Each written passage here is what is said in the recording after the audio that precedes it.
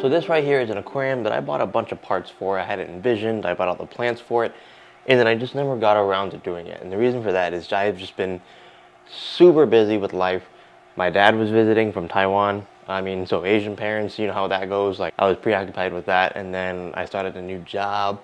All the plants have just been sitting in here with the air stone running, and just haven't done anything with it. But yeah, that is gonna change now, so let's waste no time. Let's get this cleared out. Let's make my vision finally come to life.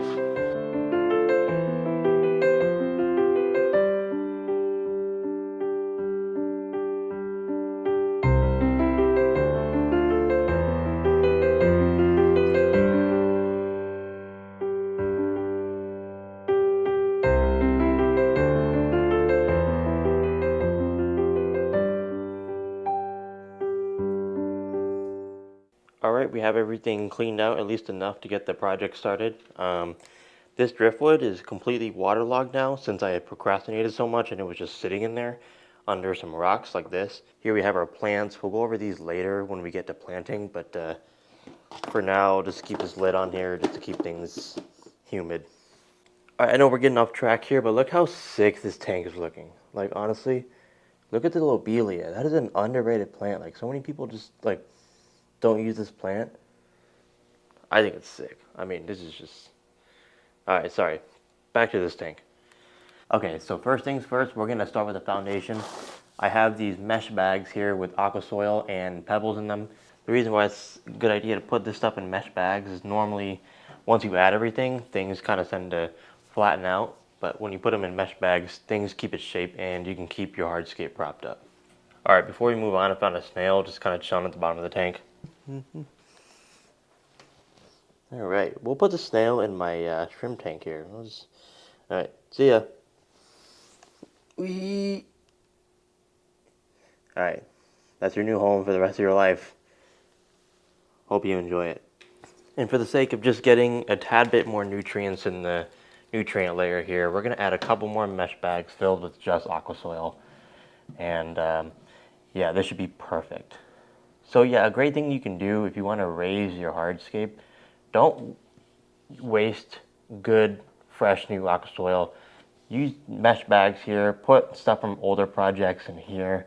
You know, this is aqua soil and rocks from a previous project. Like, use that stuff to raise your hardscape and then put the new stuff on top.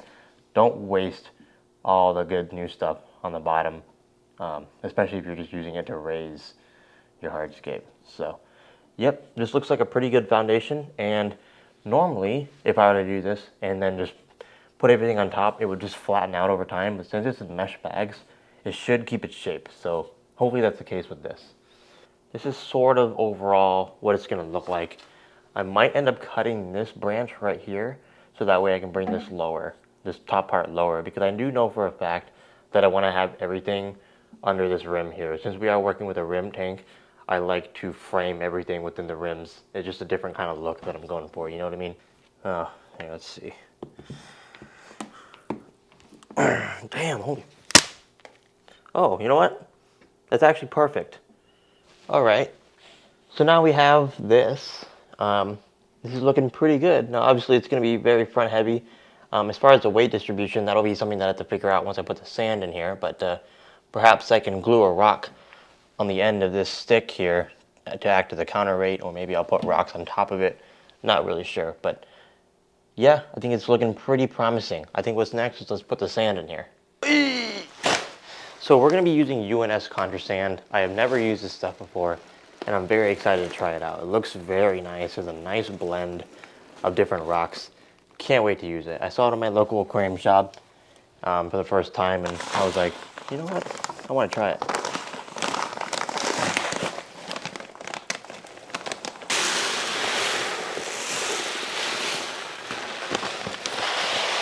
There we go. That's a lot of rocks in that little bag. I'm trying my best to be more organized. Got a bunch of bins from Costco. All right, let's get to it.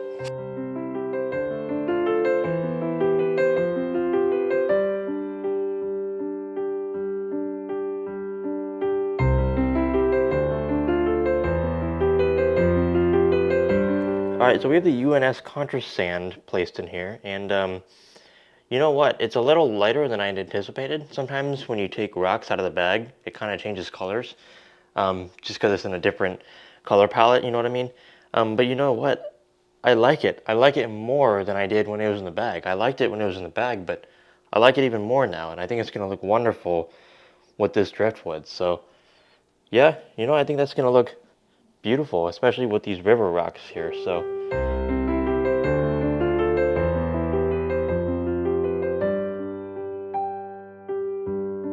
yeah, the whole using the rock as a counterweight strategy is working.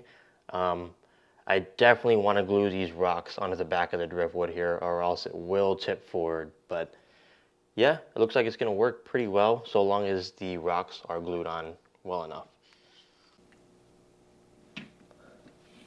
All right, I'm going to go ahead and glue these rocks on. All right, the rocks are glued on.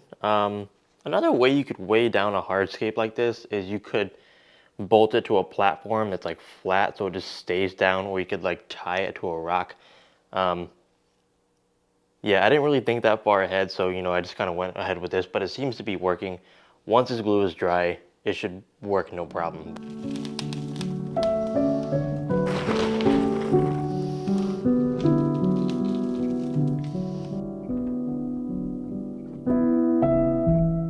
All right, so we got the plants all sectioned out, and yeah, everything is looking really good. We have some Bucephalandra. Wait, that's not Bucephalandra.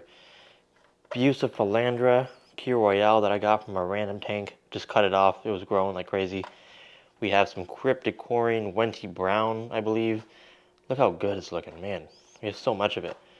Anubias Nana Petite. Can't go wrong. This is looking fantastic. Oh my goodness. And then we have Dwarf Sagittaria. Great plant. It is squared off at the top. As you can see, I did cut it.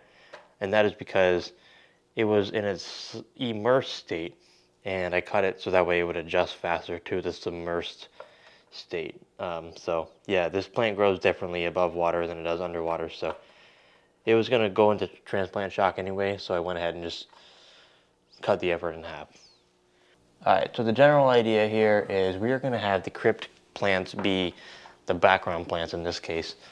Originally I was going to use Amazon Sword for this build, but I think with the long 20-gallon tank and plus having the sloped gravel here, I think the Cryptocoin should suffice as a background plant. And I'm already liking the way it's looking, so let's get this all in here.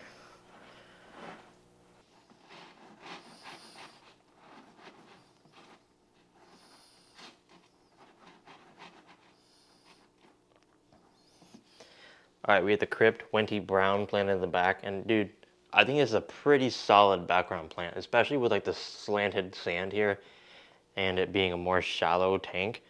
I think it looks solid. I think it looks really cool. So yeah, really digging this look. What's next is I'm gonna find a spot for all of the Anubias here. This is the fun part. I love placing Anubias. Very satisfying. You can use it to kind of just cover up all the mishaps and mistakes that you made with the hardscape along the way. Obviously, Anubias is fantastic for covering up glue marks. So yeah, let's go ahead and put that piece there.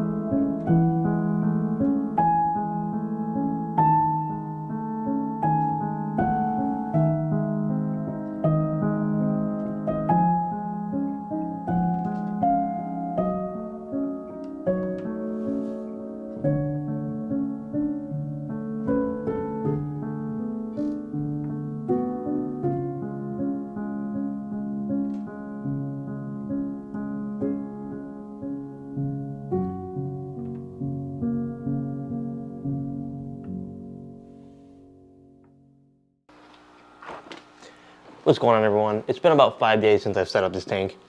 There's no fish in there yet. I'm letting things establish.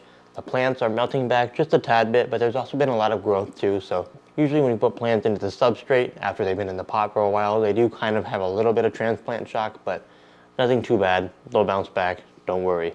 But in the meantime, we have some new filtration that I want to set up. Currently we're rocking a airstone, but I know for a fact once we have fish in here, I'm going to want to do something other than airstone. The airstone was sort of just a temporary solution to kind of just get things circulating, but we have an Whasian Thermo 100 canister filter here, and along with that we have a set of stainless steel lily pipes by Dymax. So I've never used either one of these products, so I'm super excited to try them out. Let's waste no time, let's set them up.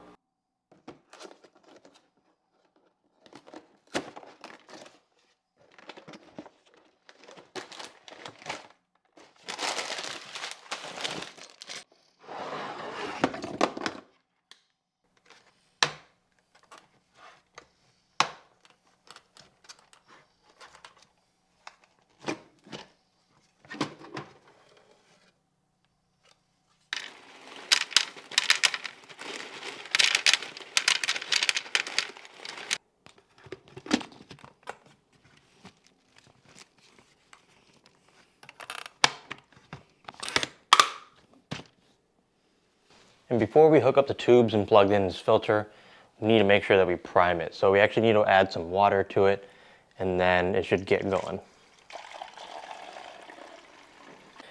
Alright, so we went ahead and we set this skimmer in here, just this skimmer slash intake, and we have one issue here where this is the mounting bracket for the lily pipe.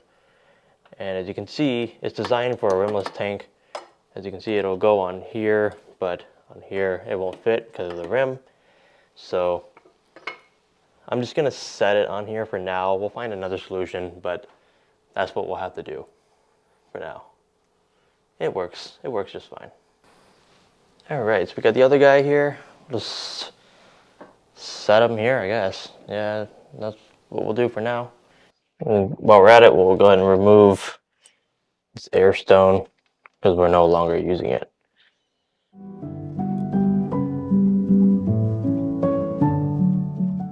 At about 2 weeks in, I decided to add that second piece of driftwood that I had previously broken off. I don't know about you, but I think it looks pretty cool in the back. Let me know what you think. Brown algae diatoms and staghorn began forming all over the driftwood, and while it's not the prettiest to look at, it's a great indicator that this is now becoming a proper ecosystem.